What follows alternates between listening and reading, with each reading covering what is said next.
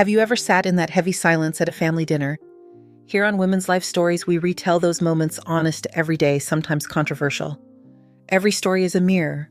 Subscribe, join the conversation, and maybe find a little healing. The tapping came first. Polished nails drumming a silent rhythm against a crocodile skin clutch while the attorney read the will. Celine Hart didn't look at me once. She stared past the window of Avery & Company at a strip of winter sky so clean it felt ironed. Nathan's company, the oceanfront villa investment portfolios with more zeros than birthdays, page after page landed neatly in her lap like swans alighting on a lake. Then Mr. Avery cleared his throat. To my mother, Eleanor Hayes, I bequeath the Cedar Hollow farmhouse, including all contents therein. She will understand its significance. Celine's manicured fingers stopped tapping. For a breath, something flickered across her face. Offense, perhaps dressed as confusion. The room smelled like lemon oil and expensive pen ink. I nodded because there was nothing to do but nod when your son leaves you the one thing everyone else called a relic. Cedar Hollow sat, where the asphalt surrendered to dirt and the pines leaned together like eavesdroppers. Nathan had bought it a decade ago as a retreat he never quite retreated to. We hadn't spoken about it in years. Whenever I asked, he called it my splintered sanctuary and changed the subject. People fill silences with what they can live with. I filled mine with grocery lists and long walks. I drove out 3 days after the will reading. The house wore its age stubbornly, cedar siding weathered to the color of driftwood, a wraparound porch that exhaled with every step, the front door that never believed in latching. It had always been that way. What hadn't always been that way was the warm breath of coffee in the kitchen. The pot was half full, steam slipping like a secret. There were 2 mugs in the sink, one with a lipstick crescent the exact shade of a bruised cherry. The sensible thing would have been to call the sheriff. Instead, I rinsed a cup, poured a measure, and listened. Houses announce themselves if you let them. This one hummed low the way a dog does when it isn't sure if you're a friend. In the living room, Nathan's reading chair had been turned to face the front window, angled not for sunlight but for sight lines. On the side table, a cheap spiral notebook and a pair of field binoculars that still smelled faintly of cold metal. The notebook was dated meticulously, columns of plates makes colors times. 6 months of comings and goings along the gravel road. The last entry, the day before Nathan's car went off County Route 14. I carried the notebook upstairs. The bedroom held the careful nothingness of a space someone used but never lived in. I ran my palm along the floorboards the way you test fruit for ripeness, and found a looseness you only learn by raising children who hide things. Beneath the board, a tin lockbox the size of a hardback. Inside, breathless order bank statements with money flowing in directions money prefers to avoid, daylight transfers from companies that existed only on paper, transaction IDs nested like Russian dolls. Photographs lay beneath the paper, a grid of surveillance printed on matte stock. Celine meeting men I did not recognize in places designed for nobody to be recognized. A parking deck, a wine bar where glasses gleamed like teeth, a lobby with a plastic fern and a camera angled poorly on purpose. In one shot, she shook hands with a man I'd seen on the business pages, Luca Bellini, the kind of name that arrives trailed by headlines. Each photo bore Nathan's neat block letters and dates that stepped closer to the present until they touched it. I closed the lid and sat on the floor with the box in my lap until the boards pressed their grain into my knees. It was a feeling I recognized from childhood, the moment before the orchestra begins, when the air in the room tilts. My boy had been investigating his own wife. The truth was not a cliff. It was a staircase you realized you'd been climbing all along. Gravel bit it quiet outside. A car eased up the drive unhurried as if it believed itself invited.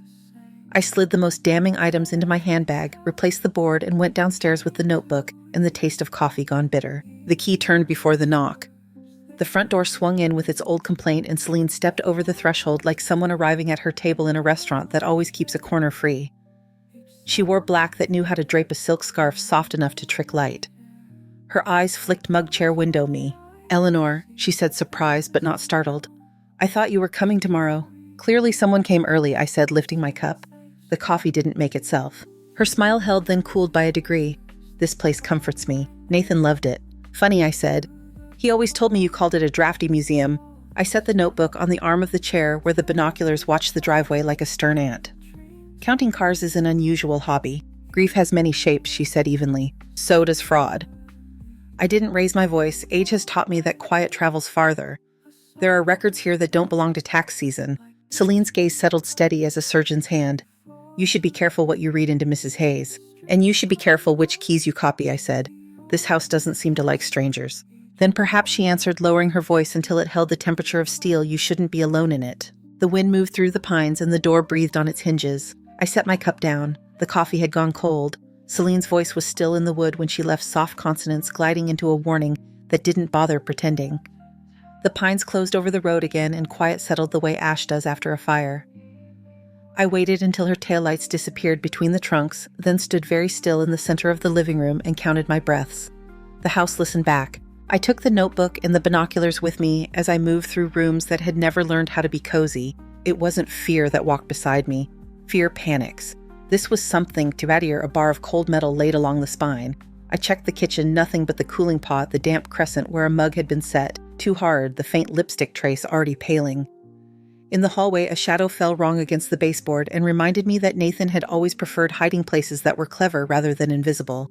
The basement door stuck halfway down, then yielded with a sound I remembered from 100 Summers boys clattering into cool air, the slap of cards a hissed, "Don't tell Mom." Dust held the light like breath. The bare bulb gave the room its small universe concrete floor, 2 shelves of canned peaches from a year. I was braver about boiling water, a workbench with a vise that had tightened around more model airplanes than wood, and there on the far wall an electrical panel that didn't belong to the century the rest of the house believed in. The panel's edges were too perfect, the screws too unscuffed. I pressed the metal, it clicked and swung open to reveal a face that had never seen a farmhouse mat, black keypad, slim slot, biometrics that winked a red eye at the old woman studying it. Nathan's taste for redundancies was both a quirk and a comfort.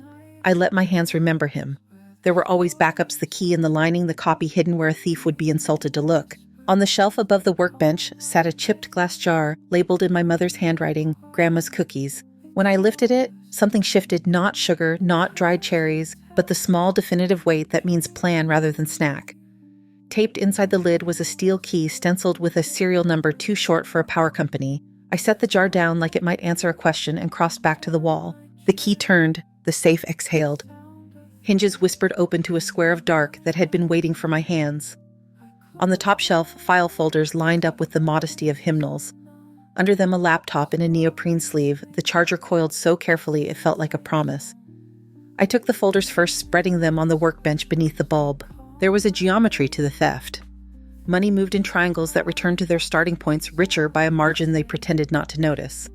Shell companies drafted each other's invoices with the tidy intimacy of long marriage. Names repeated, some I knew from the business section, most I did not. The paper trail kept insisting it was a river, but every time it tried to curve a little too elegantly, Nathan's annotations straightened it into a corridor. He had dated everything cross-referenced with photographs I had already seen upstairs, affixed sticky flags to certain transactions, as if preparing to teach the material to a slow student or a stubborn prosecutor. Beneath the folders, email printouts, voice call logs, a calendar with 4. Thursday afternoon circled in green, the same day Celine's license plates visited Cedar Hollow according to the notebook. At the bottom of the stack sat a small plastic case labeled with a date and a single word in Nathan's block letters, deliver. I opened the laptop. The screen woke into his login and then into a desktop that was not a life, but held the shape of one. A folder waited in the center named after the house itself, Cedar Hollow. Inside subfolders, banking correspondence, legal media. I clicked media. The newest file was stamped with a date that jackknifed something in my chest. 2 days before the accident. The video opened onto Nathan's face in the glow of this same basement bulb. He looked older than I remembered from the last lunch we had managed to keep stubble roughening the jaw he used to nick, shaving a bruise yellow fatigue beneath the eyes. He leaned forward, adjusted the camera so the frame caught only him and the cement behind, and cleared his throat, once a reflex that had followed him out of childhood. "Mom," he said, not trying for preamble, "if you're watching this, I didn't make it to my meeting. Don't leave the house until you finish this video." He ran a hand through his hair and let out a breath he must have practiced. "I know I've been distant. I told you work was boring because the truth sounded like melodrama, and now we're both paying for it." He reached off, lifted a sheet and held it to the camera, a diagram of accounts I'd just been tracing, arrows weeping from one box into 3 others, names that looked like they'd been invented to be forgettable. "Celine's not just spending too much on scarves," he said, humor skidding under the words, but not quite landing. "She's funneling." He paused, jaw tightening. "She's moving money we can't account for to entities that don't pass audits in daylight." He set the paper down, looked back at me, and the reflex of a lifetime made him soften his tone. "I thought I could fix it quietly. I can't. I went to someone who can. There's an agent who knows what's in these folders. I'm scheduled to turn everything over tomorrow." He swallowed. Celine told me if I talked, You would be the one to pay for it. If anything happens, it's because I misjudged how fast they move when they're scared." He reached again and held up the plastic case labeled Deliver. "This is a duplicate of the files and a trigger for a secure upload. I set automations if I don't check in within 24 hours, copies go where they need to go. I know you'll want to call someone. Don't yet. Not until you've put the laptop and the case somewhere you trust." He hesitated, the old boy in him arriving just long enough to make the next part gentler. "I'm sorry for the dinners I canceled. I'm sorry I let silence pretend to be safety. If I've done this right, by the time you see it, nobody can rewrite the math." The video ended with the quick decision of a man cutting a rope. The cursor blinked at the screen like a metronome that didn't care how I felt about tempo. I sat a moment longer, my hands around the sides of the laptop as if warmth could pass. When I closed the computer, the house reminded me it had a different assignment for my attention. A sound high and faint reached down the stairwell, the burr of tires touching gravel 3 distinct pitches, as if 3 vehicles tuned to a chord they knew by muscle. Lights moved across the basement wall in clean white strokes, instead of the yellow I'd come to expect from locals. Doors opened above, not gently. And everything that mattered in the room fit into what I could carry. I slid the plastic case into my handbag, tucked 2 folders behind it, coiled the charger around the laptop, and sealed the zipper. On the workbench sat a roll of heavy-duty tape. I tore a strip with my teeth and fixed the safe key back inside the cookie jar lid, then set the jar exactly where it had waited for years. It felt like returning a heart to a rib cage. Upstairs floorboards gave themselves away 3 sets of footfalls, the cautious kind that have already practiced shouting. The front door, faithful to character, refused to latch and therefore offered no delay. I glanced at the basement window, small, half-forgotten, smudged with the fingerprints of boys who grew up. The latch was stiff but lost the argument. Cold air shouldered in. My knees remembered which angles were still possible. I eased the laptop bag through, then the handbag, then myself. Each movement a small bargain with 68 years that had never planned for this particular gymnastics. The damp earth took me in up to the palms. Outside the light was thinner, the pines lending the afternoon their green sorrow. Behind me upstairs, a voice called my name in the practice calm people use when they don't yet want to fire. I picked up the bags and moved into the trees where the ground knew my weight and the house could make whatever answers it needed to. The pines took me in without ceremony. I moved along the old deer path Nathan and I had favored the laptop, pulling at my shoulder like a child who'd changed his mind. The air had the metallic taste of weather, thinking it might rain. Behind me, the farmhouse squared its shoulders and pretended to be empty. The first 50 steps were a lesson in remembering which roots rise when you're not looking. The next 50 were about breath. How to stack it so nothing rattles. Gravel hissed up on the drive as doors opened, then the soft percussion of voices that don't need to shout to be obeyed. I kept to the shade, letting the low boughs comb leaves through my hair, and veered toward the old boundary fence that only ever existed to satisfy a surveyor. Half a mile in the path widened into the logging spur that had been a road before it surrendered to saplings. I crouched behind a rotted stump, let my hands stop shaking enough to rummage, and unzip the laptop bag's side pocket. He'd packed it the way he packed for summer camp, neat annotated, trusting a future that wasn't guaranteed. Under a square of microfiber laid a small device the weight of an Apple mat casing, stubby antenna, rubber-sealed keys. The label above the screen read in Nathan's thin, stubborn printing essay. When I thumbed the power, it woke without theatrics, offering a contact list with only 3 names. Morrison, insurance. Mom, emergency. The first had a number that meant federal or people pretending to be. The last had a smaller private gravity that pulled at the part of me that doesn't believe anyone until I hear his voice. I pressed Morrison. He answered on the second chirp, Morrison. Mr. Morrison, I said, surprised to find my voice had chosen calm as its costume. My name is Eleanor Hayes. My son Nathan had a meeting with you he didn't make. A pause of the good kind where you can hear a person move from one room and himself to another. Mrs. Hayes, he said, I'm sorry for your loss. The words were automatic, but the tone was not. Where are you calling from? Cedar Hollow, or rather behind it. Your name is in a phone I found in his safe, along with the reason you've been losing sleep. Another pause longer, the quiet of a man looking at a map only he can see. Are you secure? As much as a 68-year-old woman gets to be while trespassing on her own memories. I gave him landmarks the way old people do rocks, shaped like things they're not. Turns measured in story instead of yards. He translated without complaint. Stay put, he said. Units are moving toward you now. I need you on the line if it's safe to keep talking. What did you take from the house? A laptop, a plastic case labeled Deliver, and enough paper to make accountants weep. And Celine stopped by for coffee. Left before the coffee finished being friendly. I shifted the bag higher and let a pine cone print a constellation in the damp earth beside my shoe. If I tell you she had a key to my son's farmhouse, will you pretend to be surprised for my benefit? I can do that, he said. Somewhere on his side, a keyboard began speaking in taps. Mrs. Hayes, I'm going to ask you to check your surroundings every 30 seconds. If you see lights other than ours, I want you deeper into the trees. Roger that, I said, because my first husband had taught me that you can borrow courage by borrowing a word. He didn't so much as smile. If you can tell me what you saw in the safe. Top line. Transactions braided into other transactions until they pretended to be hair, I said. Companies that don't exist except to sign their names.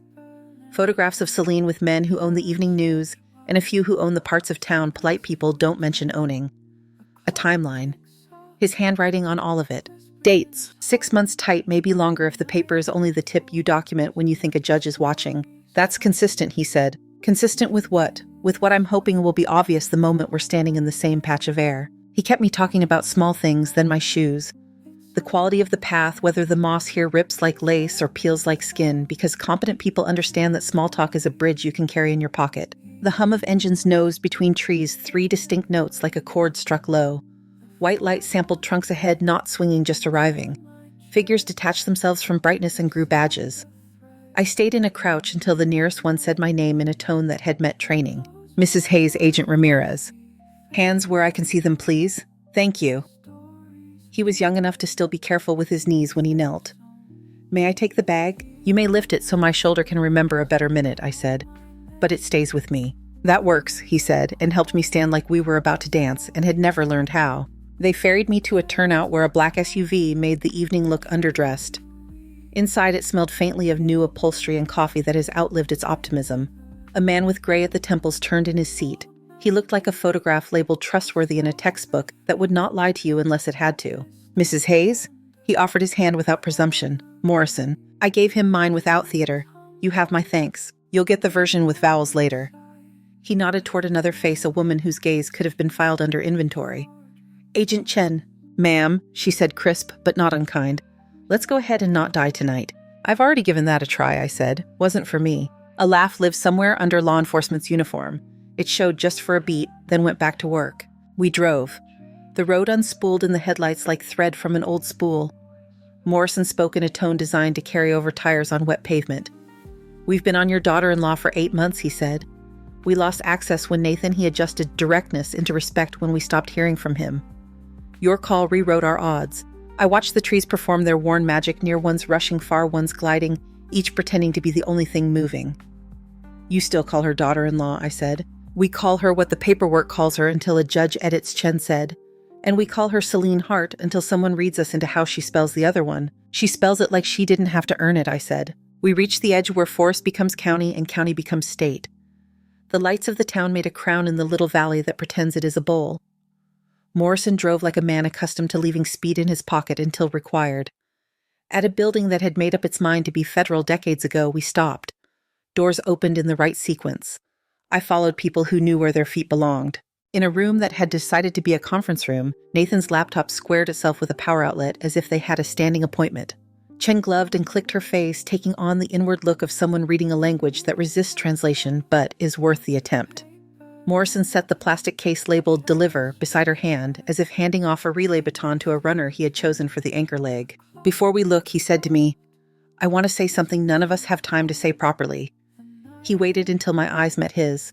This was not yours to have to do. I nodded because he was right, and because there was a relief in hearing a sentence that didn't try to make courage into furniture. Where do you need me? Here, Chen said, not looking up. If a file name confuses us, tell us what Nathan would have called it without a label. She tapped open a directory nested inside Cedar Hollow and revealed with a certain tidy malice folders titled with numbers and names that refused to be average. Your son organizes like he expects strangers. He had practice, I said. They moved quickly then, in the way specialists move when they stop explaining and start doing screens mirrored to larger screens, images snapped a printer exhaling forms I refused to call trees. I stood where I wouldn't be in anyone's line.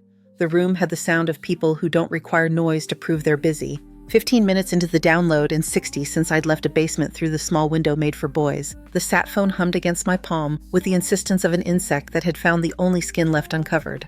The screen flashed the third name, Mom Emergency. The old engine of my heart stalled and restarted, chose faith like a driver merges. I stepped into the quieter corner of a room that had no corners. Hello? Static walked a few steps, then his voice arrived through it, the pitch a little narrower, the cadence the same as when he was 6 and negotiating an extra chapter at bedtime. "Mom, are you safe?" The word broke something neat inside me and left something better.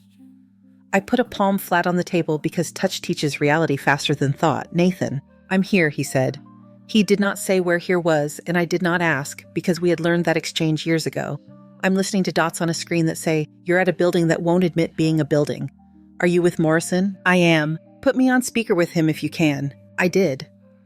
Morrison traded curt acknowledgments with a man he had narrowed to a job title so thoroughly that all the warmth had to assemble itself from nouns later. "You made your check-in late," Morrison said. I had to be careful where my voice landed. Nathan answered. "Is she?" "She is," Morrison said, not giving the subject any pronouns before she earned them.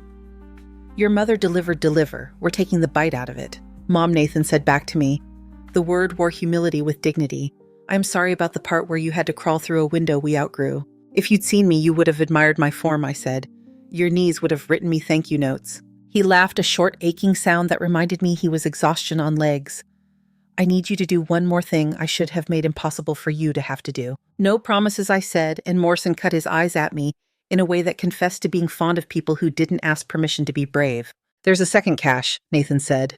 "You probably guessed." I told Celine I'd made a master index in case I had to buy silence with leverage.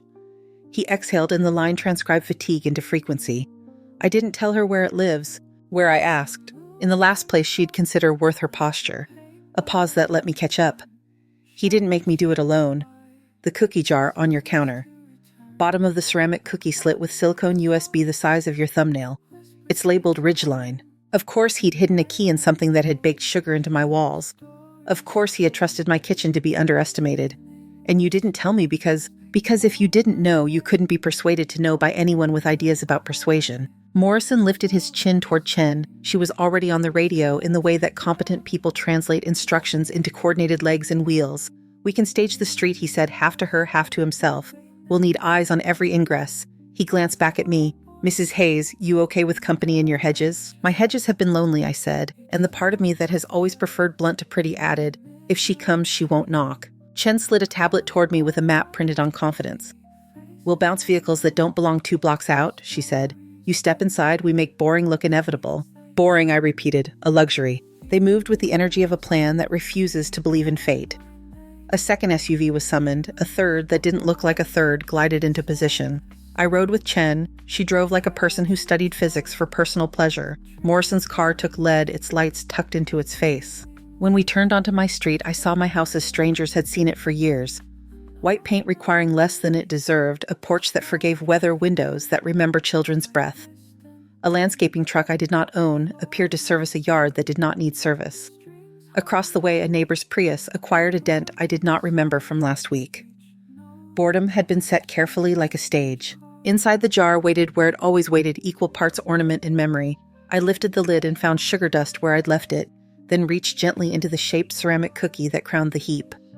My fingers touched something that didn't belong to baking. There are weights you recognize without practice, the way currency knows a wallet, the way a ring knows the joint that wants to stop it. I slid my nail along the joint in the glaze, found silicone, worried it to one side, and free to drive no bigger than the passport photo of a baby who refuses to sit up yet. Ridgeline printed in Nathan's thin assertion of letters. Chen handed me a laptop that was federal without needing to wave. I inserted the drive. The machine thought faster than anyone in the room, and then politely asked for nothing. A directory bloomed, names, account strings, instruction sets, dates walking backward like footprints toward a waterline. It was a map of veins drawn for a medical student who'd already fallen in love with the body. Chen copied it to a drive she wore on a lanyard like a saint. Morrison spoke in low syllables into a radio and was answered by a quantity of competence that doesn't belong to any one person. Mrs. Hayes Chen said, "Eyes on the screen, you just handed us a pulse." He put it in the jar, I said, because saying it made the room more honest. He must have thought I stopped the sentence because I didn't need to finish it aloud. We sealed the drive in a bag with the seriousness you reserve for newborns and dynamite. Chen swept the counter of anything that looked like it might want to be mistaken for evidence later, and then put half of it back where it had started. An agent with sneakered feet that refused to squeak ghosted through my hallway and reported that all points were as set as they get. I made tea because doing so had always given my hands a place to be when my heart misbehaved. Morrison accepted a cup with the gratitude of a man who knows how far kindness carries. Chen declined with a shake of the head that somehow did not refuse me personally. Nathan's voice returned through the sat phone, quieter now, like the room he was in had learned that furniture can eavesdrop. "Mom, I'm here," I said, and considered adding other words that wanted to stand too close.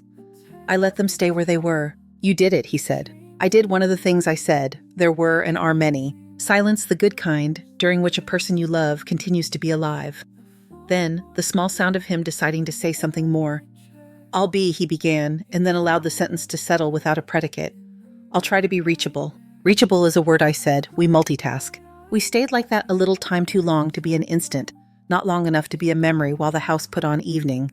Somewhere a neighbor's screen door let its spring sing. Somewhere a dog chose to disapprove of a motorcycle.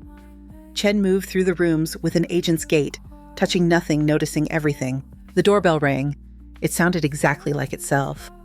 I set the tea towel on the counter and picked up the cup I had poured for a guest I had not invited. I walked to the door and opened it. The doorbell rang with the old door's weary dignity, a sound that didn't belong to urgency.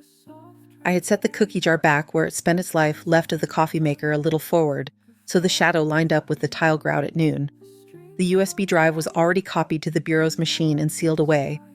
The house smelled faintly of bergamot tea and rain. Mrs. Hayes. The surveillance voice in my ear kept even the way a pond looks when no wind is sure of itself. 2 at your front door. I unlatched the chain anyway. Celine Hart stood on my porch in a speaking black dress and a coat that made winter look deliberate. Beside her was a man whose suit fit, like he'd been poured into it and left to set mid-40s, a lawyer's tired eyes doing the math of other people's lives. He held a slim briefcase in his left hand. His right stayed empty, casual by decision. Eleanor, Celine said, leaning into warmth that never raised the temperature. "This is Mr. Rains. We hoped for a word about Nathan's estate." "Of course," I said, because "of course" was the word people like this expected. I stepped back and let the door swing wide. She came in first, eyes sweeping in a way that would have embarrassed anyone who still believed in manners. Rains followed, closing the door with the neatness of a man who doesn't leave fingerprints by accident. "Tea?" I asked, as if we were going to sit with a garden catalog and circle chrysanthemums. "That would be lovely," Celine said. The lilt in lovely had grammar in it, a reminder of finishing schools and practiced smiles. While I poured, she admired my mantel display as if it were an exhibit. She'd read about family photos a clay bird Nathan had fired in 7th grade, a postcard of Cedar Hollow's western ridge in winter. "We'll keep this brief," Rains said finally, discovering a corner of the room he could be politely suspicious of. "The executor has requested certain documents. There's been confusion. There has," I agreed, placing her cup on the coaster with the lilac sprig. "About scarves and shell companies and men who prefer parking garages to offices." For a breath, her eyes emptied of theater. "There are faces that can hide in photographs, but not in lamplight." She sat. Rains didn't. He had studied the room's angles, the window that faced the street, the hallway that led to the back, and positioned himself where his body made a door that didn't move. "You turned some papers over today," Celine said, returning to her role like an understudy stepping through a parted curtain. "I would hate for you to be embarrassed if any of it proved misinterpreted." "The Bureau doesn't embarrass easily," I said, adjusting the sugar tongs. "Even less so when the accounting is annotated in my son's handwriting." Rains opened his briefcase. He didn't remove a document. He let the implication of documents arrive in the room like a draft. "We'll need to see what you gave them." "You won't," I said. My voice made a clean place and then sat down in it. "Tea will get cold." He closed the case without having opened it, a trick I recognized from people who sell need rather than objects. Celine crossed one leg over the other, the scarf at her throat folded and refolded like a blackbird's wing. "Eleanor," she said, and for the first time she said my first name like she had a right to it. "You're alone. This is a lot to navigate. Let's help one another." "I am navigating," I said, and let the silence after it be the point. She looked at Rains, and he answered with a small adjustment in posture, the relay race of practiced intimidation. He moved toward the hallway, not quickly. He would catalog the kitchen study, the counters, note the jar. Back at the sofa, Celine lifted the cup and didn't drink. "You thought Nathan was dull," I said. "Yet you came to the farmhouse 12 Thursdays in 6 months." She put the cup down again. "Everyone grieves, Eleanor. Some people also launder," I said, "and hire men whose shoes don't creak." Her smile sharpened to a sliver. "You've always adored tidy conclusions." A floorboard in the kitchen made a small definite sound. Rains had found the cookie jar. He would shake it. He would hear nothing heavier than ceramics. The jar was exactly itself, which is what made it useful. I stood. The room breathed with me. "You should go," I told Celine. "You're not going to like the next part." Her brows tilted, surprise irritation calculation rotating through the same expression. "The next part," she said, rising, "doesn't require your consent." He re-entered the room and positioned himself between me and the door with more assertiveness. If there was a weapon, it wasn't yet bored enough to come out. Celine smoothed her coat with both hands, a small gesture, a ritual for control. "Mrs. Hayes," she said as if we were in church, and I was a parishioner who had taken the wrong pew. "You have things that belong to me." "They belong to Nathan," I said, and he left them where he knew how to find them. Where he knew I would find them, I didn't add. Some sentences are only durable while they remain private. She took half a step closer, lowering her voice.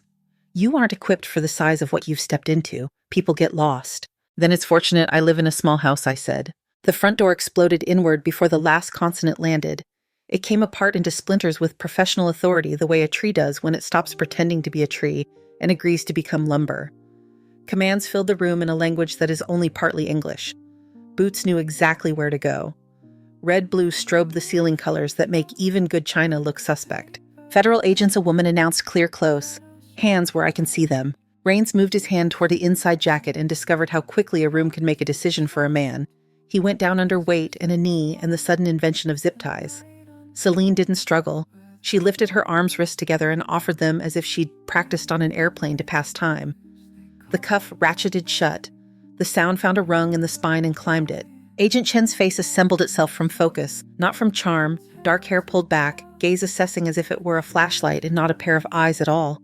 "Ma'am," she said to me as a second agent guided Rains toward the wall. "Are you injured?" "Only my door," I said. "It never closes properly on a good day." "Mrs. Hayes." Another voice, baritone even. Morrison wore gray at the temples the way a teacher wears out a blackboard. He stepped into view, swept the room with a practiced glance, and relaxed some internal muscle I couldn't see. "We have what we need." Celine turned to him, her voice acquiring courtroom resonance. "This is excessive. You have no—" Ms. Hart, Chen said, not bothering to look over. "Save it for counsel." She nodded to the nearest agent. "Transport." As they moved Celine toward the door, she looked at me. Not rage, not plea, something more specific and less communicable. We had shared a house for minutes and a family for years. She searched my face for an angle and found none that would hold her weight. They were almost at the threshold when the man from the hallway paused and lifted his chin toward the kitchen. Chen counter. She followed his line, then glanced at me for permission she didn't need, but asked anyway with her eyes. I nodded. An agent in shoe covers stepped into my kitchen and came back with the cookie jar balanced in both hands as if it were voting. "We'll take this for evidence," Chen said. "It's a jar," I said. "It is," she agreed. "And sometimes a jar gets to be a witness." The house emptied quicker than it had filled. The air seemed to click back into place like a clock after daylight saving. Morrison stayed along with Chen and one other who had the build of a bookshelf. "Sit if you'd like," Morrison said. He didn't make it a command. He glanced at my shattered door with what read as professional regret. "We can help with repairs." "Add it to Rains's billable hours," I said, and surprised myself with the sound my voice made when humor crossed it. My hands had started to shake now that they were allowed to. I put them on either side of the teacup as if it belonged to a larger purpose. "You did well," Chen said, not as a pat but as a measure. "The transfer is complete. The files you and Nathan compiled will serve." "What happens to her?" I asked. I didn't need the summary. I needed the act of asking. "She will be charged on multiple counts," Morrison said, "and she won't be attending to her accounts for quite some time." He stepped aside then and the room changed because Nathan was there to change it. He crossed the space at a walk that was almost a run and put his arms around me with a force that didn't check how old my bones were. Something private and long-standing realigned. The day was not lighter, but it was differently heavy. "You look terrible," I said into his shoulder. "You look invincible," he said into my hair. We sat. He took the chair nearest mine, knees angled the way they had been at play rehearsals and bad restaurants and the worst waiting rooms of our life. His face had the relief of a bridge after trucks pass it. For a while we looked at the broken door together as if it were a kind of weather. "I should have," he began. "You should have done exactly what you did," I said, because I didn't want to start building an altar to hindsight. "I am here." He nodded, the motion economical, the eyes older than the nod. "I tracked the sat phone when you left the farmhouse," he said, factual as a map. Morrison's team was closer than I was. He looked at Chen. "Thank you." She tipped her chin the way a person does who knows what they are worth and doesn't plan to itemize. "Your files thanked us first," she said. "They briefed us in the measured cadence of people who must relay vital news without lighting anyone on fire. Names fell into columns, warrants nested into jurisdictions, 12 arrests beyond my living room, accounts frozen in 3 countries. The kind of numbers that usually belong to lotteries or disasters now belong to consequences. I understood about 1 word in 3, and enough of the feeling to hold my seat." Morrison's voice flattened over the portion that included the name Bellini, as if he were stepping a little harder on that patch of the floor. After a while, Chen stood, spoke into her shoulder mic, and gestured toward the kitchen. "We'd like to finish a sweep." "Take what you need," I said. "There's marmalade in the pantry if law enforcement requires citrus." The bookshelf agent smiled without letting it reach any vowels and moved down the hall. Nathan's hands joined knuckles, whitening, then eased. He glanced at the tea tray and then away, as if the ordinary shape of cups respected the privacy of tremors. "Celine asked if I was alone," I said. "She knew better," he answered. "She just wanted to hear what your answer sounded like." We followed Chen through the kitchen, after a while, past the place where Rains had stood, and the place where the jar had rested, into the small porch that thinks of itself as a room. Rain had started thin lines at a slant, reminding the street that it belonged to weather before it belonged to cars. "Do you want to see it?" Nathan asked. "The jar?" "The transfer logs," he said, scratching the back of his neck like a boy who'd dropped a line in a lake he couldn't see into. "It's all there, the routes, the timings, the names that sounded fake because they were." We caught everything. "Then let's not look," I said. "Let's let the people who need the numbers have them." He understood. He had learned to translate between the languages of code and breath. There is a point after an event when objects begin to insist on being themselves again. The rug wanted crumbs brushed off it. The cup wanted washing. The door wanted to be a door, even in pieces. While agents moved inside and radio said what radios say, Nathan and I lifted splinters to the side and wrapped a blanket around the gap. Morrison watched us work for a minute, then stepped onto my porch and made a call low enough to be considerate. When he came back, he held a card. "Emergency board-up crew is 10 minutes out," he said. "We'll station a car nearby for the night." "Thank you," I said, the thanks sinking into a place T couldn't reach. Chen returned with the jar. "For the record," she said, tapping the glass with one knuckle, "your mother's handwriting on a cookie label will someday confuse a grand jury in a way that pleases me." "It wasn't my mother's," I said, smiling despite the day. "It was my mother's." "Even better," she said, and motioned to the agent beside her to seal it in a bag. They left a little after that, in pairs and singles becoming headlights, and then not even that. The house absorbed the quiet like a poultice. Nathan and I stood in the doorway that was not a doorway and listened to the rain revise the night. He touched the mantel photograph with his forefinger, the clay bird, the 7th grade glaze, still optimistic. "You kept this near the front," he said. "It flies where it likes," I said. We brewed a new pot because the old one had the taste of argument in it. He sat at the table where he had once graded math worksheets and later pretended they were term papers.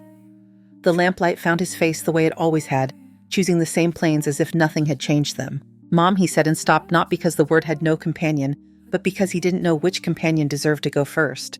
"Drink your tea," I said, sliding the cup toward him. He did, obedient and grown. When he was done, he stood and walked to the broken doorway and looked out at the dark as if it could speak plainly if granted enough patience.